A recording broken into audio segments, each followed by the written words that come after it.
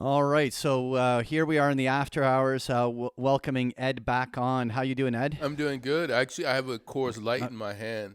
Coors Light. Yeah. I don't know if Oh that, my goodness. for an American that's good Canadian beer. And Kev, are you sticking with the Guinness here? Yeah, I'm sticking with the Guinness.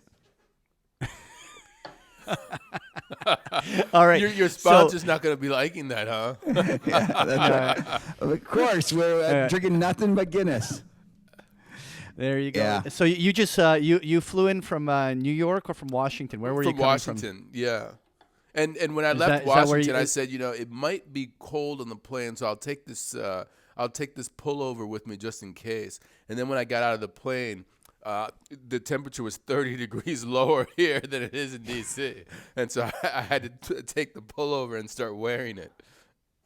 Oh, it's hilarious because like actually your timing was awful because like literally a few days ago I was out on the patio in a beautiful sunny day and we just got hit with a cold front that literally kicked in just the last 48 hours. You know what? Americans never believe us when we tell them that, Patrick. Yeah. Like, should have was been so here a much- week ago. It's really warm. Hey, we could also tell them that a week ago it was snowing 3 feet in Alberta. Yeah, that's probably No, right. it Yeah, was. well, actually, in the north of the states, I think it was maybe Montana, they had 3 feet. Yeah. No, it was definitely, I think Calgary got a foot of snow. Oh, well, anyways, All right. it's a wonderful country we live in. It's we get the 2 months of summer and then it's winter the rest of the time. You're making it sound so Ah, awful. no, it is awesome. You know, I got to tell you, Ed hasn't been in Toronto for many years, and he was talking about how it's changed so much with all the buildings. It's funny. Well, yeah, I mean we had an Australia style condo boom. Australia. Oh yeah, I mean the boom was happening 5 to 10 years ago, but it's amazing how it continues to happen. I mean, all these dead spaces being filled in, it's just unbelievable. That Yeah. and the number of cranes that you see, it's breathtaking. I was telling Ed Yeah. that there's more cranes in Toronto than all of the rest of North America combined. Really? Yep. Even Vancouver? Yeah, because Vancouver's small. It's still a smaller city, so Toronto is Yeah, definitely that's- has a lot of cranes. Like I can't remember what the number is, but it's obscene. Yeah, I'm sick and tired of being bearish. The real estate. Maybe that's the top right there. The fact that I'm tired of being bearish Canadian real estate. There, Patrick called the top right. It's when you there. buy the second house to rent out. That's when I know to sell it. There you go. So Ed, how did you get into the markets? What got you into loving this stuff? Yeah, so originally it was that I worked at Deutsche Bank. This is like 20 years ago. I was a diplomat in the U.S. Foreign Service. I had gotten a degree in economics. I wasn't keen on that endeavor, and I had taken the entrance exams to get into business school maybe 5 years before that. My exam was going to expire, and I'd have to take it again. So I decided I'd apply to business school. So I went to business school, and when I came out, that's when I went into the markets, and I became a high yield guy. So I'm sort of a bond guy. Maybe that explains everything. Kevin was Okay. asking me about my calls on bonds and the convexity and so forth. But I All guess right. by nature I'm a bond guy. You know what? I can't think of a better conversation to segue into then because, you know what? I'm watching these investment grades and these high yield junk, and certainly we've seen quite a response, at least initially, on the high yields. Like I mean, the credit spreads I think blew out from let's say they were like 380, and now they're about 420 over Treasury, and so we've got at least a 40-50 basis point pickup. So it looks like the credit spreads are widening on junk or high yield, but you're not seeing that response on the triple Bs or any of the higher investment grade, which are still very correlated to Treasury. Is this just a typical thing that you think happens? Is it that the first thing that happens is it responds in the junk, and then eventually it'll spill over to the investment grades? Yeah, definitely. And back to our conversation from before, my view is that when you're looking at market signals, you're definitely looking for junk.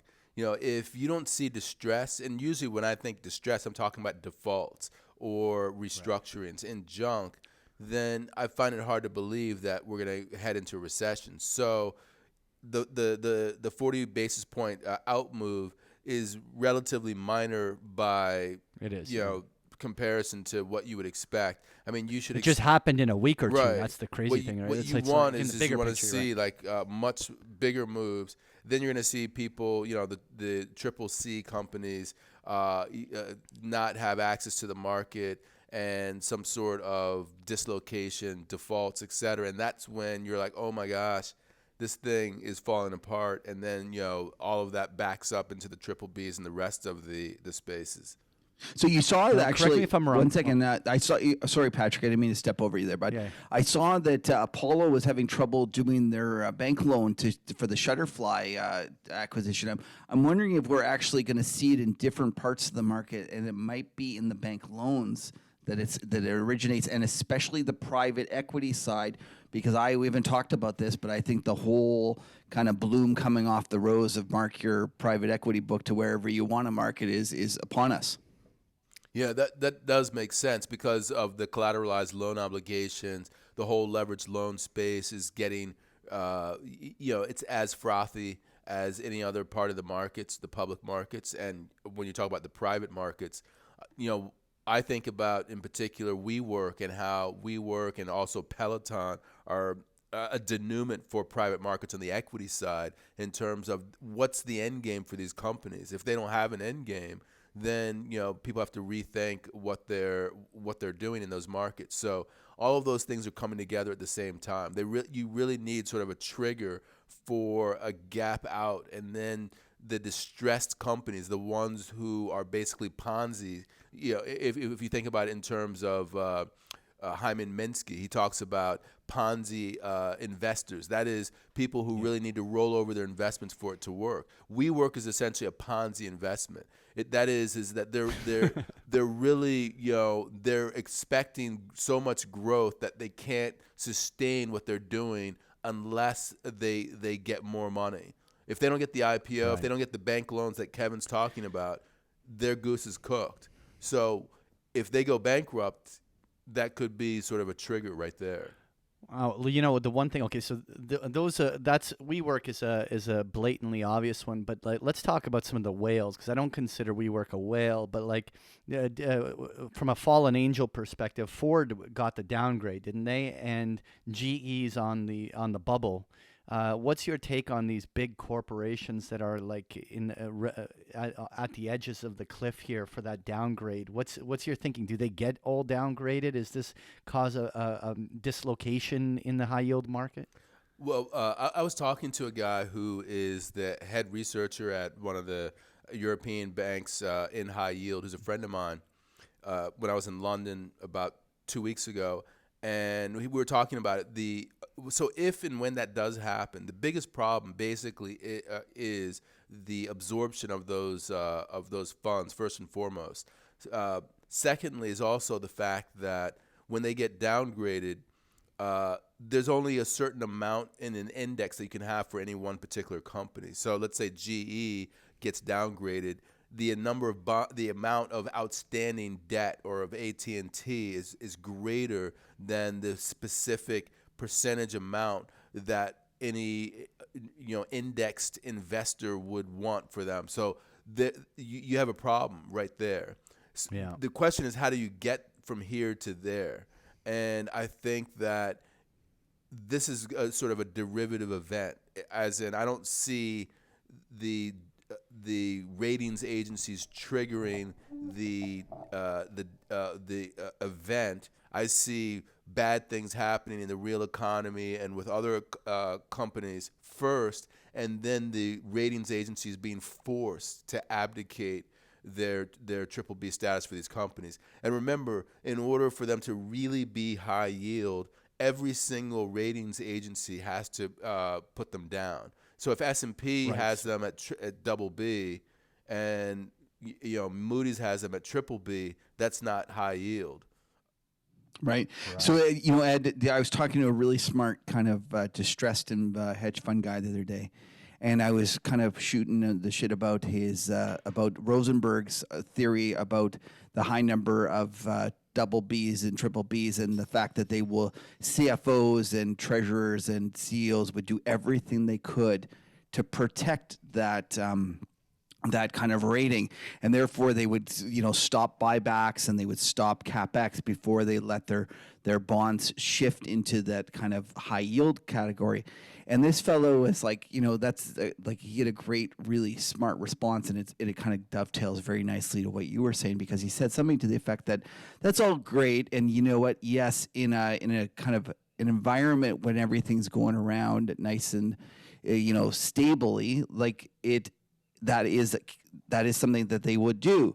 But once the recession hits, the ability of Ford or of GE of cutting enough capex or cutting enough buybacks to actually skate them outside of this is almost nil. And he basically argued it doesn't matter when the real economy goes into the ringer. These things are going to very quickly be high yield, and the market's not going to be able to handle it. Yeah, I'd agree with that. I'd say that, Rosenberg is probably soft pedaling his real view. His real view is probably more bearish than the view that he espouses in public. No, Rosenberg, not bearish? Rosenberg. Come on, not a chance.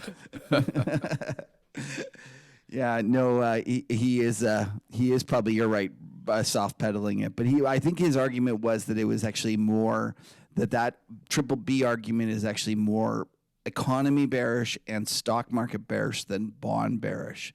And maybe that was because he was at a Gluskin Chef and it was a bond shop. Right. So yeah, let's talk about the bond bearishness, because we were talking about that as we opened up your Guinness earlier, and my talk about the convexity when you get down is talking about going down to zero. We're talking about going from 1.5% down to zero. What happens once you get to zero? That's the big question, Well, that's assuming you get there. I'm actually, as you know, a little bit of a bond bear. I think we're going to get the fiscal stimulus that we're looking for. I think it's coming. But if I'm wrong, I completely agree that if the Fed is late in cutting and if the fiscal is late in coming, then you're right. The bond bulls will be right, and it'll be a shit show. Like it really will, and it'll. Kev, sorry. You've always you listen. You're just really forward thinking, and you're like realizing the problem's going to happen 5 years from now, and you're just way too early, as always. That's what my wife says. Yeah, and that's exactly what your wife always says. That's how I know. Okay. But what my wife told you? My wife told me. No. Okay, let's just go. Keep going, Patrick. Sorry. No. But I just think that it really comes down to that it's very. I don't know. Maybe this time around there could be that catastrophic event where stocks and bonds go down together. I just personally don't. I'm not in that camp, right? Like I think that this plays out somewhat more textbook, where there's going to be a safe haven element to bonds. Maybe it's not going to be at the longest end of the curve where the action will be, but certainly on the short end we'll have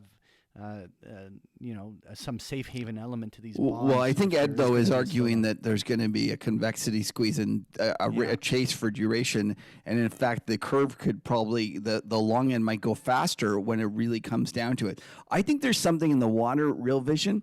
I think it makes you a bond bull and a gold bull. Like I think it's like, or maybe they're self-selecting that when they're like hiring there, they're like, are you bond bullish? And do you think bonds are going to 0% yield and gold going to 4,000? Great, you're hired. What do you think, Ed? Do you guys do that? Yeah, like that's the thing is actually, it's funny because when I was in the Foreign Service, we took this Myers-Briggs thing, and they asked us what are to raise your hand if you're like when you got your Myers-Briggs profile back, and like 3/4 of the room raised their hand when they answered one particular question, and then the question becomes: is it because of the work that you do that you have that personality profile, or are people just hiring people just like them because they're like, oh yeah, this guy, he's just like me, so let's hire him on.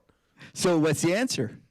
I don't know. I think that I think most people actually don't want to hear the other side of the story. this confirmation bias. So maybe that has something to do with it. So do you think the confirmation bias now, though, is at a point where it's on the on both side, or do you think it's the other way? I think that people are going to be dragged kicking and screaming toward a bond bull case, in the sense that the closer you get to zero, the fewer people see upside for bonds. It's just like with Europe. Once you got down towards zero, people were like, what are you going to do then? I mean, that's what I'm asking right now. What are we going to do when we get to zero? Now, the Europeans have already told us. We know it doesn't work, but they've gone to negative 1%.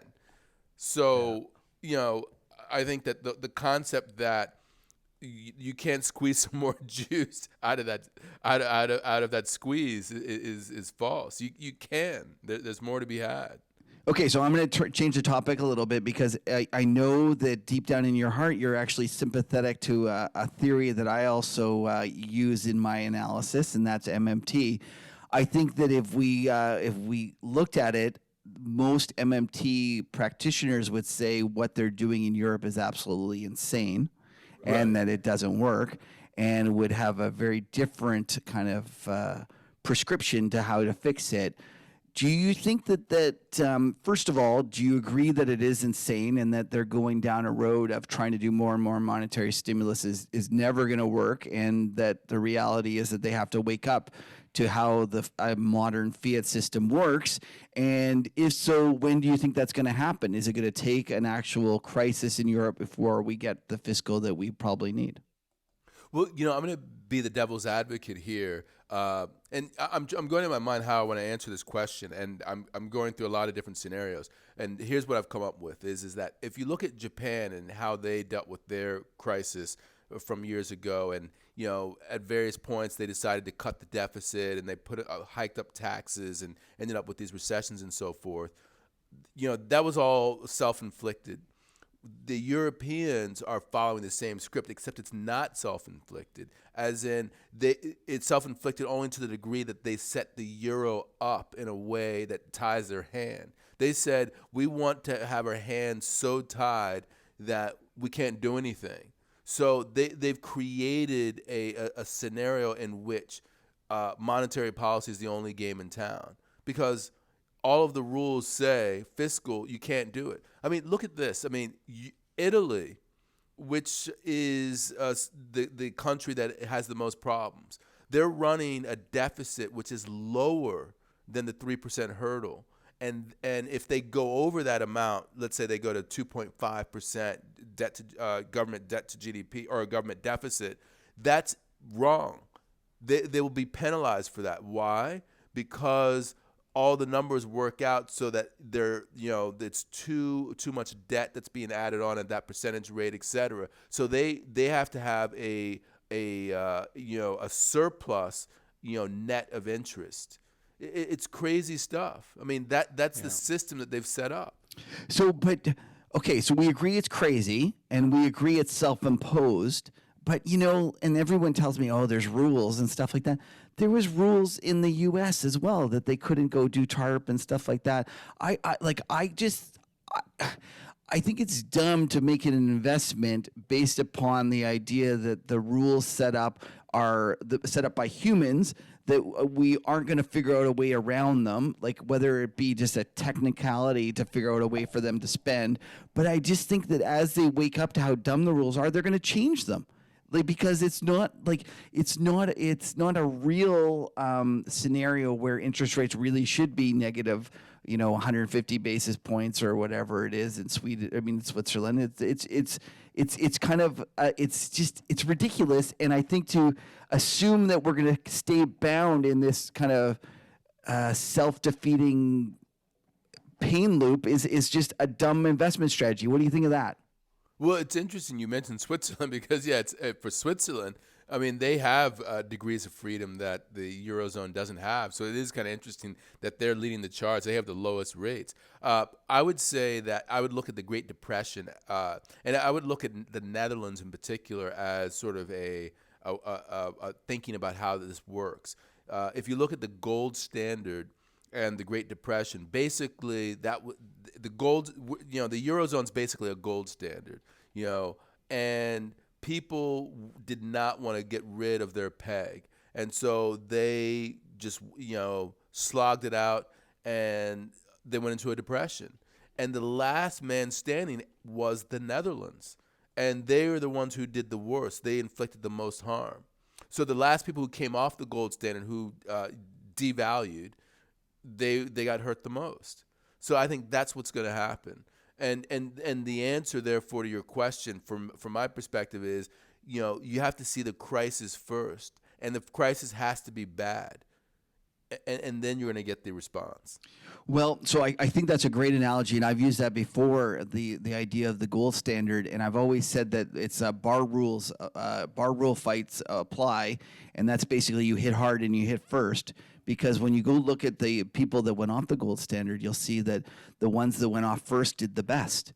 And so maybe you're right. Maybe it's not Europe, but I just wonder when a Japan or somebody figures out, maybe even it's Canada or somebody out of the blue figures out, hey, listen, trying to solve a slowdown in the economy with more monetary policy, more monetary stimulus is just a folly.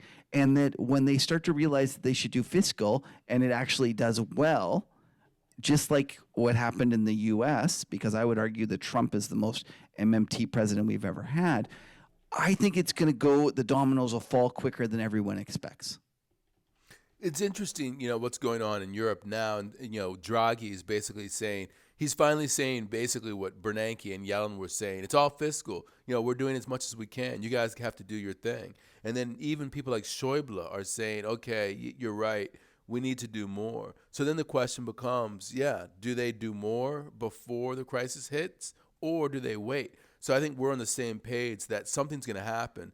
The question is when is it going to happen? And at this point, I'm still fairly negative on it's happening in due course. I feel like they're gonna wait too long, and the thing's gonna ravel out of control, and they're gonna have to cobble together a crisis response. Okay, so you mentioned Germany, and we're going to go a little off topic here because I think I remember you telling me you lived there, right? Is that correct? So one of my buddies told me that Oktoberfest is literally the best, few days that you can have, bar none, throughout all the world. So I want to know, is this correct? I don't know. It's funny.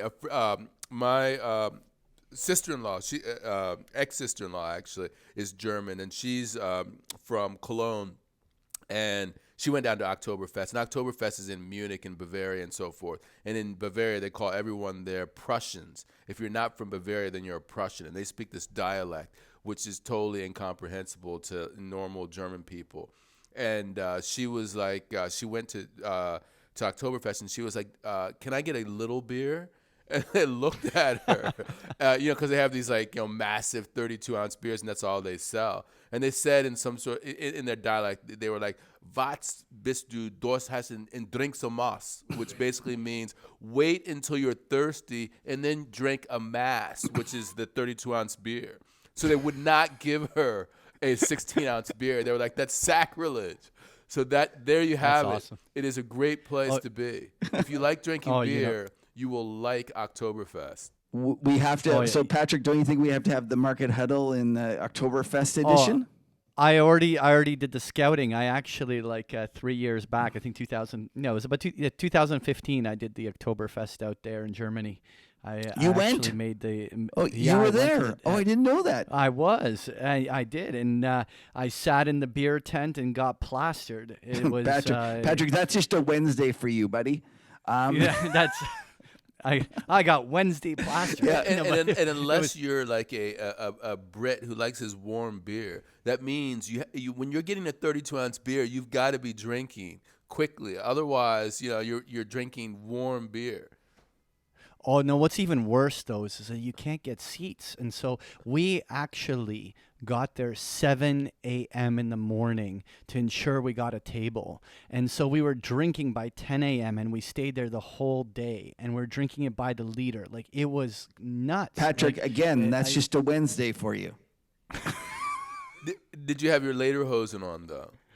Yes, I did. It's a good story about that because it was here in Toronto where this German guy. I went on Kijiji and I was like, I got to find myself some authentic ones. So I found these like 40-year-old proper leather lederhosens, and I basically went and bought these things. Bought it for like $50 or something like this, so used. And yeah, so I had them on. It was awesome. Like they were the authentic ones. It was awesome. I tried to go all the way. Maybe, did people start coming up to you and start speaking to you in German because they're like, this guy's the real deal right here? Oh no, they knew because I was with a bunch of mungie cakes. So that's that's not the German word, buddy. I hate to tell you that. That's not the German word. That's yeah. But it gets the point across. There was no hiding the fact that I wasn't a local. Oh, that's funny. But it was a good time. No, it's definitely a trip worth making. We should have a huddle. We should have because I've never been. You two have obviously been, and I'm missing out. And I have to go. I have to check this out. Oh, it's a great time. Great Yeah.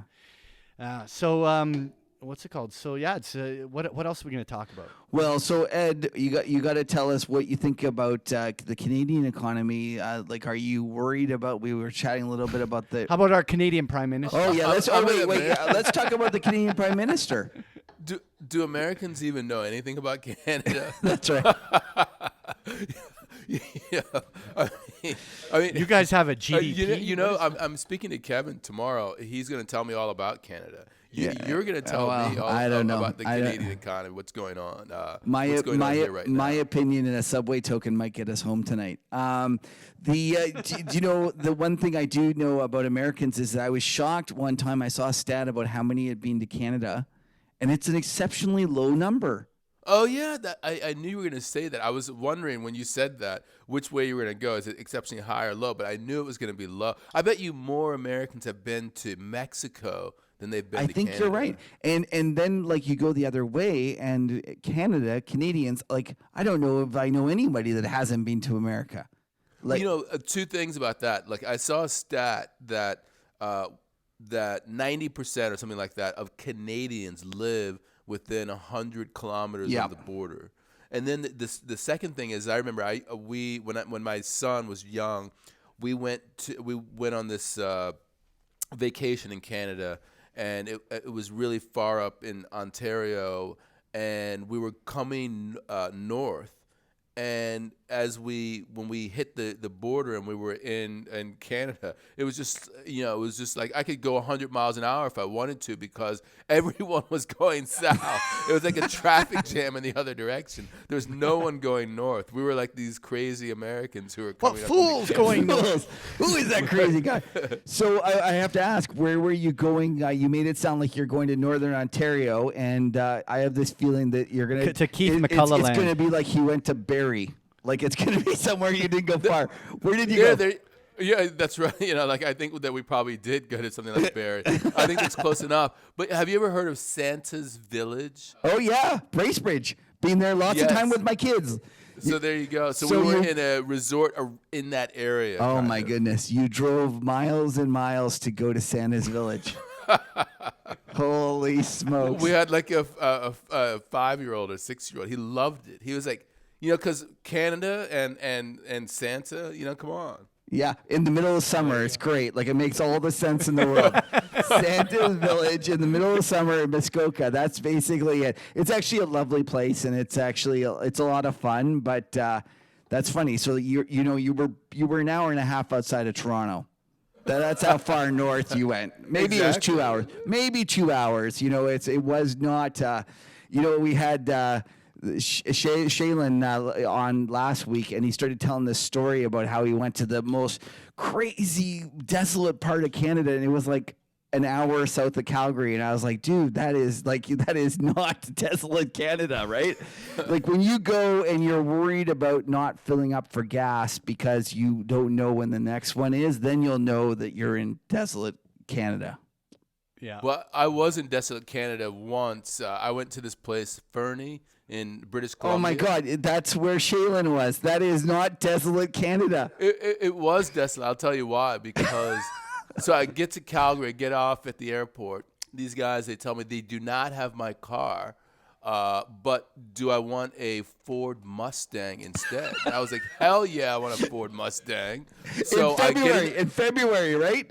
No. This is like the middle of summer. Oh, It's it like is summer. June or something Okay, like that. yeah. Okay, so I'm in this Ford Mustang. It's probably like 5 or 6 or something like that. So there's light all around, and I'm going in Alberta and BC, and I can see the stream and the mountains in the background. I'm just like, I love this. Canada's the best. It's amazing. So then I get near to where Fernie is, and when I get there, suddenly, we're at this resort or this retreat that we're doing. I have to go up this mountain. It's like an unpaved road in this Ford Mustang, and suddenly, out of nowhere, these moose come coming at me. I'm wearing a suit and a Mustang. I'm just like, I have no cell phone service. I'm thinking to myself, if this moose like gores my car, what's gonna happen? What's gonna happen to me? This is. Well, you should have had I'm me an there. East Coast kind of guy. I'm not built for this kind of stuff.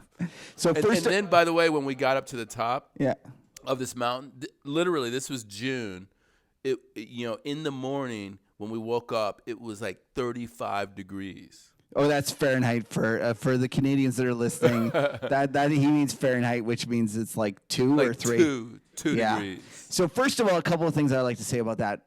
Too bad you didn't have Patrick. He would have shot the moose for you. And then the second thing is they do not gore your car. Well, he was coming right at me. I know, but doesn't want to hit you. He wants to get away from you. Were you going to Island Lake Lodge? Was that where you were going? Oh, what's the name of the lodge again? Island Lake Lodge. Yes, I think That was it. I skied there in the winter, and they turn it in the summer, and I've been on that road, and it's very nice. And they have those little rooms. It's like very rustic. Yeah, and it's like a log cabin and stuff like that. Yeah, exactly. Yeah, that's the place. I skied there for sure. It was one of the we go cat skiing every year, and that was one of the years we went to there, and so. It's actually some great skiing. Unfortunately, it's a little bit too south, and so you don't get as consistent of weather as like when we go like north. You went south from Calgary. Usually we go north and we go into the mountains more. And so, anyways, it's a lovely place. It's good food actually, and it was a lot of fun. So, what were you there like on a corporate retreat? Yeah, I was. I used to be a consultant, so I was giving a talk to people from. I can't remember. Maybe it was the Canadian Railroads who I was talking to at that time. Because when I was a consultant, I used to do lots of Canadian companies, and I came to Toronto probably like 10 or 15 times and talked to different companies here, and I talked to companies in Vancouver and in Calgary and so forth. I'm just getting in trouble on the overhead because they're telling me I'm slurring into the mic, so I'm just. All those Guinness, Yeah. I have a great story about Guinness when I was in Spain. Okay. One thing that you don't know about Guinness is it's a slow pour. Is that so? We had this we were in Spain. This is when I was in college, and at this local bar, I think it was like Thursday or something like that, they had a Guinness night, and if whoever drank the most pints of Guinness could get the Guinness for free. Oh. The key, however, was because we were used to doing it American style, just like downing it, is that they would pour the Guinness in straight up. So when they poured it in, like it would foam up to the top, and then they had this like this paddle or whatever you call it, this wooden thing, and they would scoop off the excess, and then they would pour it more and more. So by the time you got your second beer, you were already starting to get full from the first, and then the third would come, and it would be like 10 minutes later, and so this just went on. And the guy who won, he was actually from my my college because we drank a lot apparently. He drank like nine pints. That's all he could do. when you were telling that story, I was thinking about that famous economics problem where you put people in a room, and it's like something where the person that pays the most will win the like $100 or something. But then, Right. but then what happens is people, if you bid and you don't win, you have to give the money in. So Right. people go and they keep bidding higher and higher, and it ends up being that the winning bid is often through the value of the prize. So I was thinking about that when you were talking about the whoever drinks the most, is that at a certain point you got to just go for it. You're like, I don't want to pay for this, so you got to double down and try to beat everybody else. That's exactly what happened. I think that the losers they had like eight pints Yeah. that they had to pay for. It's a great marketing strategy, actually. It might not be legal. It probably is in Ireland because everything's legal there. But but it's a great marketing strategy. Well, it's a great marketing strategy for Guinness. I mean, we were in this town in Spain, Salamanca, and Guinness was being marketed, and this was like years and years ago. Oh, that's a great story. That's terrific. So, Patrick, I think we're going to head out for dinner, buddy. I think we should call it a night, and you should come on and join us. That sounds like a plan. I'm heading over. Okay.